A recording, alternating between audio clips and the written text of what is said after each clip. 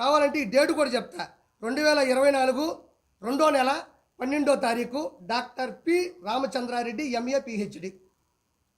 చూడండి, ఆయన సంతకం కూడా పెట్టాడు. 58 మందిని కూడా పంపించినాడు. అంటే పాపం ఏ క్యాడర్ అయినా, ఏ కేటగిరీ అయినా, ఏ ఎంపీ అయినా, ఏ క్యాబినెట్ మినిస్టర్ అయినా, ఏ సెంట్రల్ మినిస్టర్ అయినా, ఏ శాసనసభ్యులైనా, ఏ గెజిటెడ్ ఆఫీసర్ అయినా, ఏ సెలబ్రిటీ అయినా, ఏ విఐపి అయినా, అధికారులు జడ్జిలైనా ఏదైనా కూడా టీటీడీ బోర్డులో ఒక రూల్ ఉంటుంది. ఇంతమందిని పంపించవచ్చు అనేది ఒక శాసనమో, ఒక ఫార్ములానో, ఒక ఫండమెంటల్ థియరీ ఉంటుంది.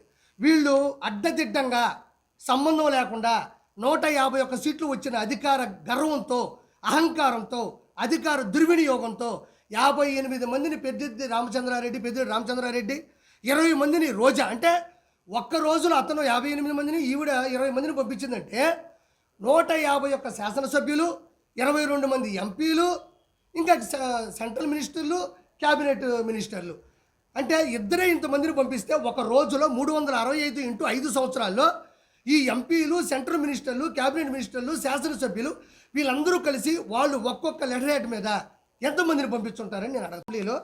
ఈవిడ 2021వ తారీఖు 11/30వ తారీఖున 20 మందికి విఐపి బ్రేక్ దర్శనాలు ఇచ్చింది. 20 మందికి విఐపి బ్రేక్ దర్శనాలు ఇచ్చింది. కావాలంటే ఒకసారి నేను ప్రింట్ తీసుకున్నా, అంటే అధికారికంగా రిలీజ్ చేసిన దాన్ని, కొండ మీద నుంచి వచ్చిన ఒక పేపర్ని నేను ప్రింట్ తీసుకున్నా. మీరు మామూలుగా గూగుల్లోకి వెళ్ళి సెర్చ్ చేసినా కూడా ఇది దొరుకుతుంది. 20 మందికి M Srinivas Chakravarthi, K Ashok Goud, N Rammohan, R Lakshman Perumal, ఈయన చెన్నై అనుకుంటా. మార్నింగ్ విఐపి బ్రేక్ దర్శనం on 1/12/2021 following by below names and family members. కింద ఆవిడ సంతకం పెట్టినటువంటి ఈ పేపరు. ఇంకొకటి ఏంటంటేనండి, పెద్దిరెడ్డి రామచంద్రారెడ్డి, ఈయన ఏకంగా తిరుమల తిరుపతి దేవస్థానంలో విఐపి బ్రేక్ దర్శనాల్ని 58 మందిని పంపించాడు ఒకటే రోజు. 58 మందిని ఒకే రోజు విఐపి బ్రేక్ దర్శనాన్ని పంపించినాడు. కావాలంటే ఈ డేటు కూడా చెప్తా. 2024 రెండో నెల 12వ తారీఖు doctor P Ramachandra Reddy MA PhD. చూడండి, ఆయన సంతకం కూడా పెట్టాడు. 58 మందిని కూడా పంపించినాడు. అంటే పాపం ఏ క్యాడర్ అయినా, ఏ కేటగిరీ అయినా, ఏ ఎంపీ అయినా, ఏ క్యాబినెట్ మినిస్టర్ అయినా, ఏ సెంట్రల్ మినిస్టర్ అయినా, ఏ శాసనసభ్యులైనా, ఏ గెజిటెడ్ ఆఫీసర్ అయినా, ఏ సెలబ్రిటీ అయినా, ఏ విఐపి అయినా, అధికారులు జడ్జిలైనా ఏదైనా కూడా టీటీడీ బోర్డులో ఒక రూల్ ఉంటుంది. ఇంతమందిని పంపించవచ్చు అనేది ఒక శాసనమో, ఒక ఫార్ములానో, ఒక ఫండమెంటల్ థియరీ ఉంటుంది. వీళ్ళు అడ్డదిడ్డంగా సంబంధం లేకుండా 151 సీట్లు వచ్చిన అధికార గర్వంతో, అహంకారంతో, అధికార దుర్వినియోగంతో 58 మందిని పెద్దిరెడ్డి రామచంద్రారెడ్డి 20 మందిని రోజా, అంటే ఒక్క రోజులో అతను 58 మందిని, ఈవిడ 20 మందిని పంపించిందంటే 151 శాసనసభ్యులు, 22 మంది ఎంపీలు, ఇంకా సెంట్రల్ మినిస్టర్లు, క్యాబినెట్ మినిస్టర్లు, అంటే ఇద్దరే ఇంతమందిని పంపిస్తే ఒక రోజులో 365 ఇంటూ 5 సంవత్సరాల్లో ఈ ఎంపీలు, సెంట్రల్ మినిస్టర్లు, క్యాబినెట్ మినిస్టర్లు, శాసనసభ్యులు వీళ్ళందరూ కలిసి వాళ్ళు ఒక్కొక్క లెటర్ హెడ్ మీద ఎంతమందిని పంపించుంటారని నేను అడగ. ఒక రోజులో 20 విఐపి బ్రేక్ దర్శనాలు పంపిస్తే, ఒక పెద్దిరెడ్డి రామచంద్రారెడ్డి 58 మందిని పంపిస్తే ఒక్క రోజులో అలా 365 ఇంటూ 5 ఉన్న ఈ 100 రోజుల్లో ఒక్కొక్కరు శాసనసభ్యులు వీళ్ళందరూ ఎంతమందిని పంపించారో ఒకసారి ఆలోచించండి. ఇదంతా ఎందుకు చెప్తున్నానంటే, పోయినారు, దేవుని దర్శించుకున్నారు, అయిపోయింది. కానీ ముఖ్యంగా గమనించాల్సింది ఏంటంటే, ఇక్కడ సామాన్య భక్తులు తిరుపతి నుంచి తిరుమల కొండకి నడుచుకుంటూ వస్తారు. సర్వదర్శనం అని ఉంటుంది. క్యూ లైన్లోకి వెళ్ళిపోతారు. అక్కడి నుంచి కంపార్ట్మెంట్లోకి వెళ్తారు. ఆ నుంచి దర్శనానికి వెళ్తారు. ఆ తర్వాత బయటకు వచ్చి లడ్డు తీసుకుంటారు. అది అందరూ తెలిసిందే.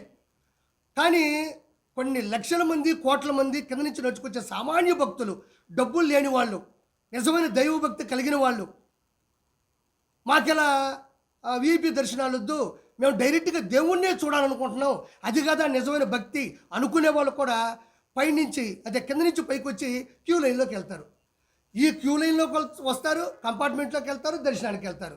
ఇక్కడ ప్రాబ్లం ఏంటంటే, విఐపి బ్రేక్ దర్శనం ఇవ్వడం వల్ల ఎక్కడికక్కడ క్యూ లైన్ ఆగిపోద్ది.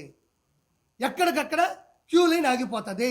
వీళ్ళు పోతారు, వీళ్ళ హారతలు, వీళ్ళ పట్టింపులు, ఇంకా దగ్గరకు తీసుకెళ్ళడం, దేవుడితో మాట్లాడతామని చెప్పడం. దేవుడే మాట్లాడటం అది వేరే విషయం. నీతి, నిజాయితీ, భక్తి, శ్రద్ధ ఉంటే దేవుడు మనకు ఆశీస్సులు ఇస్తాడు. అధికారం, అహంకారం, రౌడీయిజం, మంది మార్బలం, అక్రమ ఆస్తులు ఉంటే జగనన్న ప్రసన్నం అవుతాడు, జగనన్న దర్శనం ఇస్తాడు, వెంకటేశ్వర స్వామి కాదు. భక్తి శ్రద్ధతో వెళ్తే వెంకటేశ్వర స్వామి మంచిగా ఆశీస్సులు ఇస్తాడు. ఈ విధంగా అధికార దుర్వినియోగం వెళ్తే ఆకారం ఉంటుంది తప్ప ఆశీస్సులు ఉండవు. ఈ విధంగా కొన్ని వందల మందిని వీపీ బ్రేక్ దేశానికి వెళ్ళి సామాన్య ప్రజలందరూ కూడా క్యూ లైన్లో ఆగిపోయినారు. వాళ్ళు కదలాలి కదా, ఇక్కడ క్యూ లైన్ కదలాలా, క్యూనికి వెళ్తే కంపార్ట్మెంట్లకు కదలాలా, కంపార్ట్మెంట్లకు వెళ్తే దర్శనం కదలాలా, దర్శనం కదిలితే లడ్డు తీసుకోవాలా, లడ్డు తీసుకుంటే కిందకి రావాలా. వీటి వల్ల ఎంత ట్రాఫిక్ జామ్ క్యూ లైన్లో జరుగుతుంటుందో ఒకసారి ఆలోచించండి. ఎంతమంది, ఇంకో మాట చెప్తున్నా, మీరు చర్లపల్లిలో జైలు చూస్తుంటారు, చెంచులగూడలో జైలు చూస్తుంటారు, నెల్లూరులో చూస్తుంటారు, రాజమండ్రిలో చూస్తుంటారు, అండమాన్ నికోబార్లో చూస్తుంటారు. కానీ 2019 నుంచి 2024లో తిరుమల కొండ మీద జైలును చూశారా? ప్రజలు, భక్తులు చూశారు. క్యూ లైన్ కూడా లోపల బానిచ్చేసి డోర్లు వేసేసి ఏమాత్రం మంచినీటి సదుపాయం లేకుండా చేయడం, ఏమాత్రం అన్నప్రసాదం పొంగల్ కావచ్చు, లేకపోతే సాంబార్ అన్నం కావచ్చు లేకుండా చేయడం, ఏమాత్రం మజ్జిగ లేకుండా చేయడం. అంటే ఇక లోపలికి వెళ్తారు, పిల్ల జల్లా ఉంటారు, ముసలోళ్ళు ఉంటారు, థైరాయిడ్ పేషెంట్లు ఉంటారు, షుగర్ ఉంటుంది, బీపీ ఉంటుంది, కొంతమందికి ఆస్మా ఉంటుంది, కలుదిరి పడిపోతూ ఉంటాయి. లోపల పోతే కనీసం ఫ్యాన్లు కూడా తిరగనీయకుండా చేశారు. ఉన్న ట్రీట్మెంట్ కాదా ఇది? తిరుమల తిరుపతి కొండ మీద వెంకటేశ్వర స్వామి ఆశీస్సుల కోసం వచ్చిన వాళ్ళకి జైలు మీరు తొంగి చూస్తే లోపల ఫ్యాన్లు లేవు, తినడానికి తిండి లేదు, బయటికి రావడానికి దారి లేదు. అంటే ఇదేంటి? జైలు జీవితం అంట. జైలు ఎంతకన్నా బాగా బతుకుతారు. కంపార్ట్మెంట్లోకి వెళ్తే కూడా మినిమం సౌలభ్యాలు, మినిమం సౌకర్యాలు కూడా అక్కడ అందరి పరిస్థితులు వచ్చినాయి. అంటే లోపలికి వెళ్తే ఇంక అలానే పడుండిపోవాలి, ఎప్పుడు వెళ్తే అప్పుడు ఉండాలా, పోయేవాళ్ళు పోతూ ఉంటారు, వచ్చేవాళ్ళు వస్తూ ఉంటారు. మొత్తానికి మెంటల్ టెన్షన్, ఆడవాళ్ళు ఉంటారు పాపం, వాళ్ళు ఇంకా ఎట్లా కదలని పరిస్థితికి వచ్చేసింది. అంటే జైలు జీవితాన్ని దాని మీద చూపించినటువంటి ఘనత ఓన్లీ జగన్మోహన్ రెడ్డిది మాత్రమే. తర్వాత వచ్చేసి ఆయన చేసిన వాటిలో ఇంత అరాచకం, పైన పులి భయం పెట్టాడు, కర్ర ఇచ్చి స్టిక్కర్ వేసుకున్నాడు. పైకి వచ్చిన తర్వాత వాటర్ బాటిల్ 75 రూపాయలు, గాజుది 75 రూపాయలు, 20 రూపాయలు ఉండాల్సినటువంటి వాటర్ బాటిల్ 75 రూపాయలు పెట్టాడు. తిరిగి ఇస్తే డబ్బులు ఇస్తా అన్నాడు. భక్తులు తిరిగి ఆ నీళ్ళన్నీ దాగేసి ఆడిచ్చేసి పోతారు. అది ఎలాగో కుదరదు. ఆ టెండర్లంతా ఎవరికి ఇచ్చినారు? ఆ గాజువి, ఆ వాటరు పెద్దిరెడ్డి రామచంద్రారెడ్డి, భువన కరుణాకర్ రెడ్డి, వైవి సుబ్బారెడ్డి వీళ్ళకి ఇచ్చుకున్నారు. ధర్మారెడ్డి ఎగ్జిక్యూటివ్ ఆఫీసర్గా ఉన్న నేతృత్వంలో. దాని తర్వాత అన్నదానంలో అన్నం ఉడికేది కాదు, సాంబార్ పాసిపి ఉండేది, పచ్చడి స్మెల్ వచ్చేది. దాన్ని నాశనం చేశారు. హుండీలో ప్రతి ఒక్కరూ ముడుపులు చెల్లించుకుంటారు, మొక్కులు తీర్చుకునే పద్ధతిలో వాళ్ళు మంగళసూత్రాలు కూడా వేసేస్తారు కొంతమంది భక్తులు. ఆ డబ్బులకు కూడా పరకామంలో లెక్క పెట్టాల్సిన సందర్భాన్ని కూడా నాశనం చేశారు. రెండో పాయింట్ ఏంటంటే, ఆ హుండీకి ఉన్నటువంటి పవిత్రమైనటువంటి ధర్మాన్ని కూడా ఉల్లంఘించి ఎక్కడో ఫామ్ హౌస్లోనో ఎక్కడో గెస్ట్ హౌస్లో కూడా లెక్క పెట్టినటువంటి పరిస్థితి ఎదురైంది. గోవిందనామ స్మరణాలు, భక్తి భజనలు, కీర్తనలు, ఎక్కడా కూడా భక్తి పారవశ్యం ఎక్కడా కనబడకుండా జగన్మోహన్ రెడ్డి చాలా జాగ్రత్త పడ్డాడు. పైన నేను ఈరోజు మాటిస్తున్నా, ఆల్రెడీ ఈరోజు కూడా ప్రక్షాళన మొదలైంది. పైన మాంసం కూడా వండుకొని తిన్నారు.